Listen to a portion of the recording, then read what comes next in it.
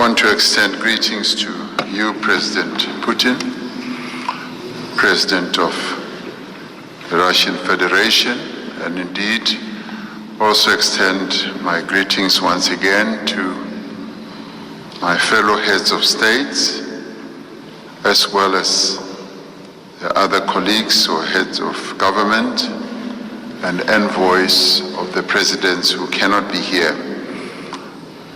Let me say that we would like to thank you for agreeing to meet us. We are a 7 African nations peace initiative, and we are essentially on a peace mission to try and promote peace between Russia and Ukraine in this conflict. We have some 7 points or 10 points that we would like to raise. Our proposal really revolves around 10 elements. The first, of course, is that we want to listen. We're here to listen. As we did listen yesterday to President Zelensky, he outlined a number of issues to us, and we did tell him that we would be meeting you, where we would also listen to your perspective on this war, and we want to listen with respect and also with recognition of the views that you will put forward to us. But we also recognize the many other proposals that have been put forward by a number of key players in the world who have put forward peace proposals. And our proposals are not in competition with the other proposals that have been put forward. The second point that we would like to raise, a key element of our broad proposals, is that we do firmly believe that this war must be settled, and it must be settled through negotiations and through diplomatic means. The war cannot go on forever. All wars have to be settled and come to an end at some stage, and we are here to communicate a very clear message that we would like this war to be ended. We say so because this war is having a negative impact on the African continent and indeed on many other countries around the world. As a continent, we are being negatively affected in terms of our economies. The prices of commodities have gone up, particularly grain and fertilizer, and the prices of fuel have also gone up. And this is a consequence of the war that is ongoing. And it is for this reason that we are also here, that it is in our collective interest that the war should come to an end. The third point we would like to put forward is that we would like to see a de-escalation of the conflict. The escalation of the conflict on both sides does not enhance the peace process. So we would like to see the conflict being de-escalated as we find a way to peace. The fourth point, which has also been covered in a number of other proposals, is that we recognize the sovereignty of countries in terms of the UN Charter. And yes, in terms of that charter, we believe that all of us should work in terms of internationally recognized principles, and it is for that reason that we would like to submit that we recognize the sovereignty of countries in terms of that charter. The fifth point we would like to raise is that there needs to be a guarantee of security for all countries. This matter has been raised on all sides, that all sides want some guarantees, and we agree with that. The sixth point we'd like to raise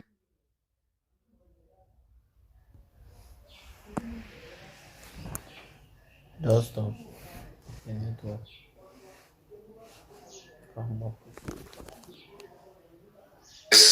is what is affecting our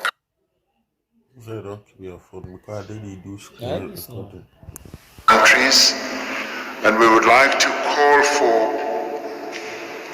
the opening up of the movement of grains across the Black Sea, so that whatever blockages there are should be opened up, and the grains and commodities must be opened to the markets. The seventh point we'd like to put forward is that we should ensure that there is humanitarian support for those who are in need and for those who are suffering as a result of this conflict. The eighth point has also been raised by President Macky Sall with regard to the release of prisoners of war on both sides. The other issue that is related to this is the children who have been caught up in this conflict should also be returned to where they have come from, their homes. The ninth point for us is that as every war leads to destruction, there should be post-war reconstruction, and we should support the reconstruction that needs to take place beyond this war. The 10th point, President Putin, is that we would like to see further engagements with regard to the processes that will lead to the end of this war. We articulated this point specifically with President Zelensky, and he agreed that yes, as the African continent and as African countries that are here, we can play a role. So we would like to urge that beyond this engagement today, there should be further engagements, because ending wars does tend to take a number of meetings and engagements.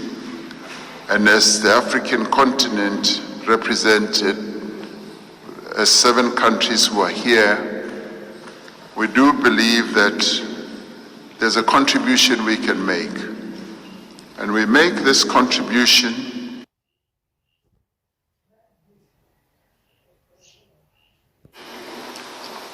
with the greatest respect to both countries, respecting the positions that they have put forward, but also believing that there is a common position that can emerge, a position that can lead to peace.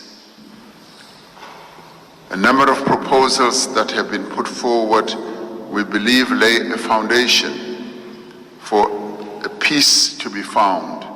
And this is precisely what we would like to explore, so that all of us together can contribute to bringing this war to an end.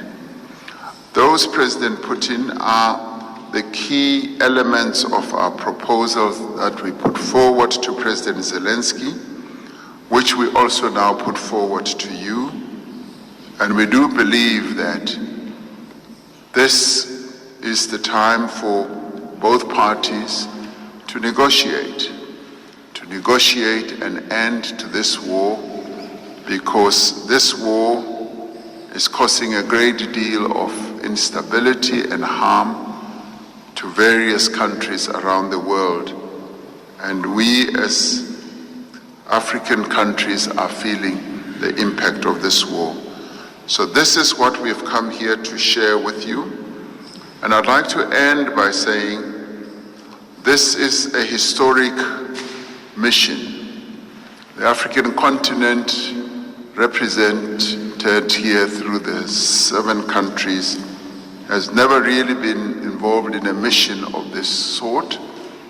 So we would like to say that we've taken this step, believing that, yes, we can contribute, and would like to thank you for giving us the time to listen to what we've got to say, but more importantly, we want to listen to you as well. So thank you very much for welcoming us. Convey to you, Your Excellency, and to the Russian people, peace between your two. We have been consistently promoting further strengthening of traditionally friendly relations with African countries, and the main regional grouping, the African Union, based on the principles of equality, mutual respect, and non-interference into domestic affairs. This year, our cooperation with African partners on the widest range of issues has been developing rather actively. We are preparing for a landmark event, the second Russia-Africa Summit, to be held soon here in St. Petersburg.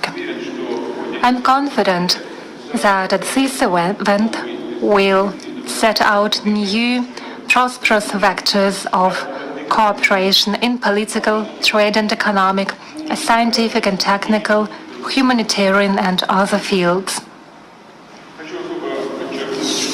I would like to stress in particular that Russia has deep respect for the principled position of African states in favor of preventing global and regional stability and security, as well as peaceful conflict settlement and creating a just model of international relations. We support your desire to conduct independent, sovereign and peaceful policy. We welcome the balanced attitude of our African friends with regard to the Ukraine crisis. Distinguished friends, we value your interest to settle the conflict. We immediately accepted your proposal to hold negotiations on Ukraine issue. I know that you have specific ideas and proposals in this context. Together with President of the Republic of South Africa, we discussed it on multiple occasions, and I'm grateful to him for raising these issues. I would like to stress once again we are open for constructive dialogue with all those who wish peace based on the principles of respect for each other's interests as well as justice.